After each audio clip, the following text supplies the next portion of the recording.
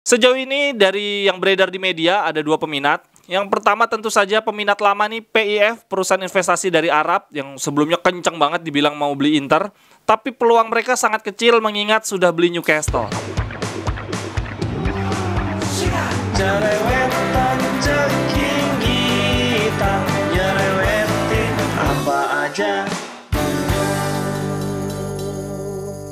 Teman-teman, saat ini kalian sedang menyaksikan Cerewetin Inter. Apa kabar teman-teman? Selamat berakhir pekan. Jangan lupa nanti malam jam 11 waktu Indonesia bagian Barat ada Inter lawan Torino. Gua akan live 30 menit sebelumnya. Kita cerewetin bareng-bareng ya teman-teman lewat Zoom.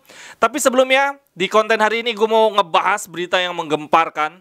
Zhang tiba-tiba memberikan mandat ke Goldman ya namanya ya, Goldman Sachs untuk mencari pembeli Inter dengan harga 1,2 billion, 1.2 billion. Sepertinya dua kekalahan beruntun versus Milan dan Munchen. Sebelumnya juga kita kalah lawan Lazio. Ini mengguncang mental seluruh punggawa Inter ya, dari manajer, manajemen sampai dengan pemain. Ini aura-aura nggak betah mulai menyelimuti. Kalau menurut jurnalis Italia Marco Bellizzano, dia bilang Suning will sell Inter as Chinese company stop investing in football. Jadi dibilang bahwa Suning itu udah nggak punya investasi lagi di bidang sepak bola. Sebetulnya ini bukan berita baru ya, sejak awal pandemi klub mereka yang di Cina kan juga udah bangkrut kan, yang ada Eder itu.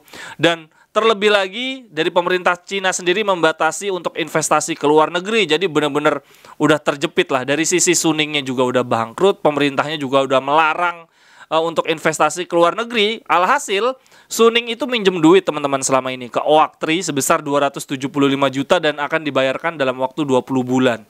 Nah inilah yang membuat semakin besar peluang Suning ngejual karena dirasa udah nggak sanggup bayar utang ke Oaktree. Jadi Suning ini sebagai pemilik bukannya ngasih duit ke Inter, malah minjem dari pihak ketiga. Jadi uangnya dia udah buat bayar utang. Ini kalau dari yang gue baca dari neraca keuangannya, penjelasannya adalah si Suning ini harus bayar sekitar 412 ini dengan bunga 6,75. Kemudian membayar utang lagi 335 ini untuk Oaktree dengan bunga 12%.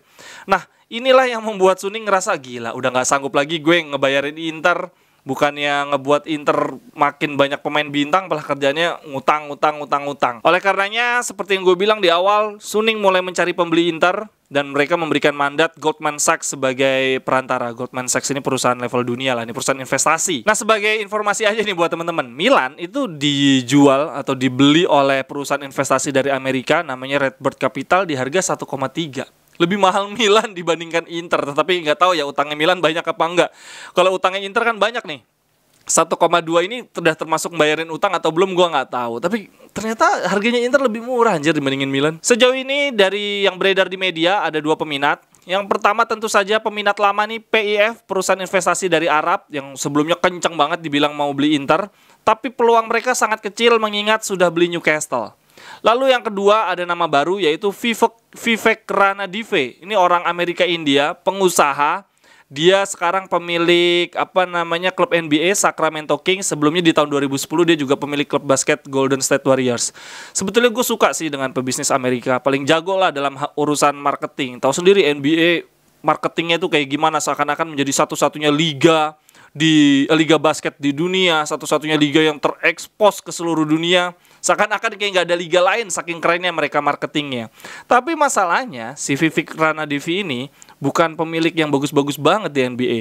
Semenjak dia megang Sacramento Kings, sampai saat ini Sacramento Kings nggak pernah masuk playoff. Dan di 2010 juga Golden State Warriors juga nggak kayak Golden State Warriors yang sekarang. Makanya itu nih agak-agak meragukan. Tapi kalau selama dia kaya ya udahlah, terima aja kalau menurut gue. Karena ya itu, gue sih udah nyerah lah sama si Suning ini. Udah saatnya Suning tahu bahwa mereka udah nggak kuat lagi membiayai klub sebesar Inter. Mereka nggak jelek, di tahun-tahun sebelumnya kita harus berterima kasih dengan keberadaan Suning, kita bisa mulai bangkit lagi, masuk 4 besar, bisa dapat Scudetto. Tapi kan semua ada masanya. Ini duit mereka udah dikit, pemerintahnya melarang investasi, jadi udah biarlah kita Acerbi aja, ngegaji Acerbi aja nggak sanggup, itu udah klimaks banget sih menurut gua. Kalau menurut teman-teman gimana nih? Apakah berita ini benar adanya atau ya media seperti biasa cari-cari klik aja supaya banyak yang baca? Tapi kalau dilihat-lihat sih kayaknya bener banget, karena ini klub kita udah dari keuangannya buruk, prestasinya di awal musim ini lagi anjlok banget, harus ada perubahan. Lalu sedikit tentang Inter lawan Torino nanti malam. Kalau dilihat dari Sky Sport, prediksi line up-nya di Mister Gawang kembali di Handanovic. 3 back utama kembali diisi Bastoni, De Vrij, Skriniar. Di lini tengah tidak ada perbedaan, tetap ada Dumfries di kanan. Sisi kiri yang masih bingung nih antara Di Marco, Darmian atau Gosens. Sementara di depan tetap Dzeko dan Lautaro Martinez. Sepertinya Inzaghi ingin segera memutus rantai kekalahan, harus bungkus kemenangan lawan Torino. Agak melupakan versus Paysan, Victoria Paysan di Liga Champions di hari Rabu. Mungkin itu lebih ada rotasi di hari Rabu kali ya. Nanti di Liga Champions kita akan lihat Onana lagi. Silakan teman-teman di kolom komentar kalau punya informasi-informasi yang belum gue sampaikan tentang calon pemilik baru Inter. Apakah setuju juga kalau pemilik kita adalah tadi si Vivek Ranadive? Sampai ketemu di cerewetan-cerewetan sebelumnya. Bye-bye, thank you. Cerewetan,